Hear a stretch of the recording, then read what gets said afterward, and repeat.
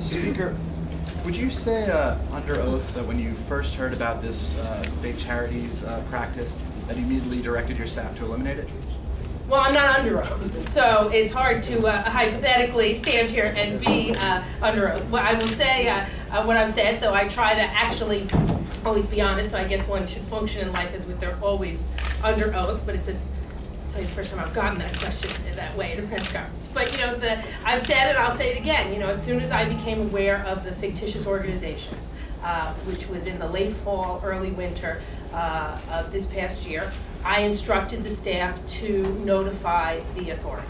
So I would say that under any oath, under any situation, and the answer to the question, however it was posed, because that is the answer to the question, whoever poses it in whatever oath or document I have my right hand on.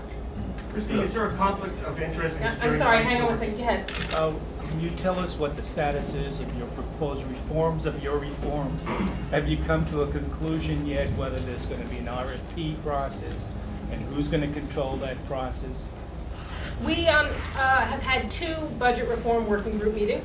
We're having lots of conversations, and we're hoping that we'll have some specific agreed to reforms to announce in the next week or so.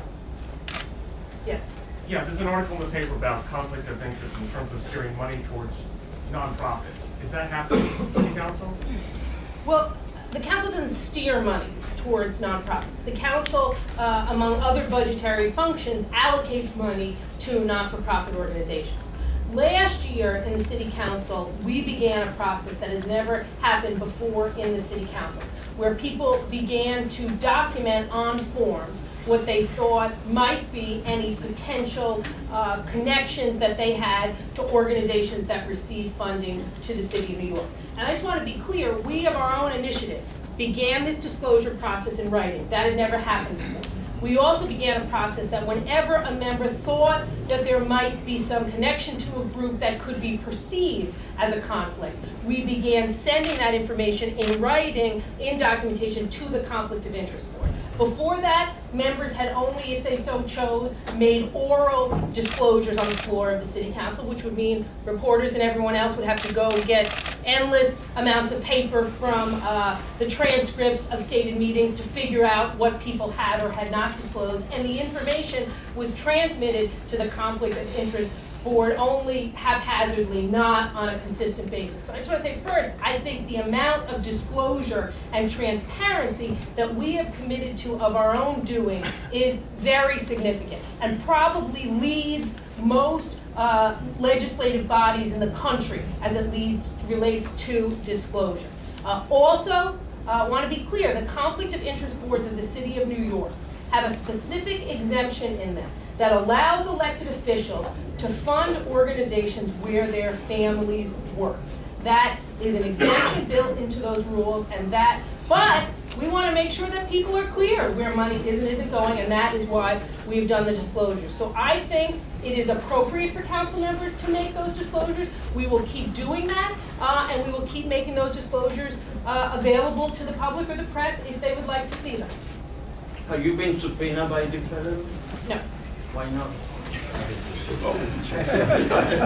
It would be odd if I subpoenaed myself not being a lawyer. Anything could happen. Yes. Was the Conflict of Interest Board or the mayor's agency supposed to rule on the information that you guys were sending over, or was it just information that was sent over for their notification without their recommendation being sought? Well, all of the conflict of interest, all of the information put on the disclosures form is obviously reviewed by the general counsel, and all of it is reviewed with an eye to making sure what the members are disclosing and then funding is in complete correspondence to the Conflict of Interest Board rules. Some members proactively seek guidance from the Conflict of Interest Board to get kind of an extra ruling. I did that in the case of the Hedrick Martin Institute and my partner, Kim Cutullo. I sought extra guidance. There's no requirement of that. And they ruled that they gave us the guidance that it was fine as long as I continued to disclose. So the general counsel's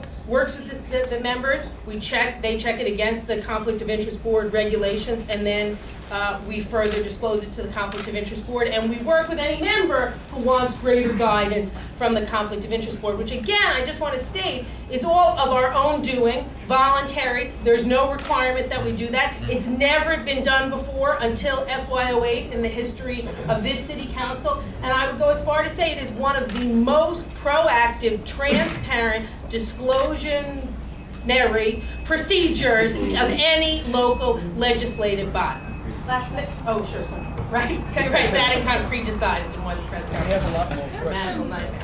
There's some council members and nonprofit groups that are concerned that because of these extra measures being put in place now by Thompson involving the DOI, that their budgetary allocations might not get passed in a certain time frame that would allow them to actually spend it in, in the first part of the fiscal year. Is that a concern? Are there any groups that won't be able to continue programs they're already I mean, doing? I think you'd have to speak to Controller Thompson about that. I mean, I think, groups should have to speak to Controller Thompson's office about that. I can't really comment on that. That's more for his office to answer. Speaker Quinn, if I could follow up on Aaron's question.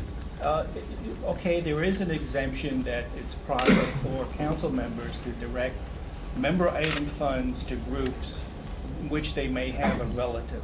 But is it proper to do so if that relative receives a salary, be it from not directly from the member item fund? Some are using other funds that the same group takes in to pay the salary.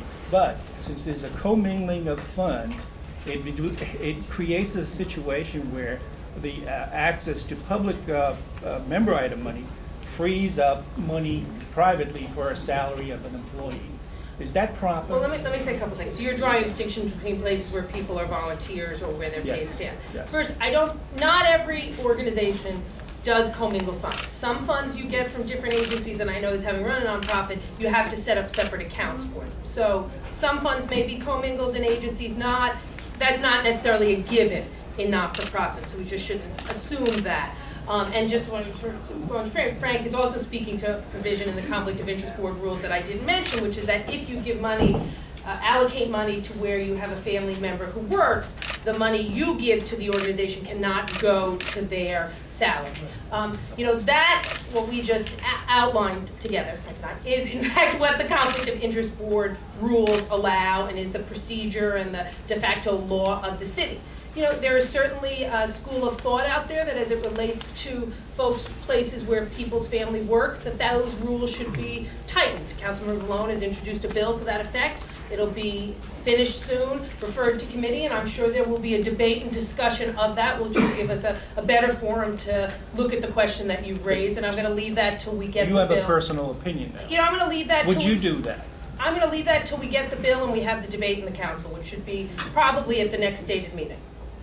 And I look forward to have that. I look forward to having that debate and for that piece of legislation to be introduced, hopefully in 2 weeks. You say that you're not the target of an investigation. No, I don't say. Or sorry, of the probe. No, let me just say something. I don't say I'm not a target of the issue. I am not a target of the investigation. To Okay. say that implies that's my belief. I am not a target of the investigation. Sorry, then to clarify, you're not the target of, Under oath, of an if you can investigation. clarify. Under oath. Yes, if you were under oath. But to So continue with the restate that question. as if you were To under oath. restate. Okay, please. Have you been Why told then that? do you? Have you been told that? If I could just get it first. Sure, but if you ask that- Why then do you need to hire a personal criminal lawyer for $600 an hour rather than going through the council's representation in Sullivan and Cromwell? Let me answer this question, though I think we've probably answered it 8 or 10 times already, but 11 could be the charm. One, when anyone is working with or interacting with the U.S. Attorney and the Department of Investigation, you want to make sure you are fully cooperative and that you're giving them all the right answers and all the information they need. Sullivan and Cromwell was hired to help the council do that in this far-reaching investigation of which we don't, know exactly what all they're looking into.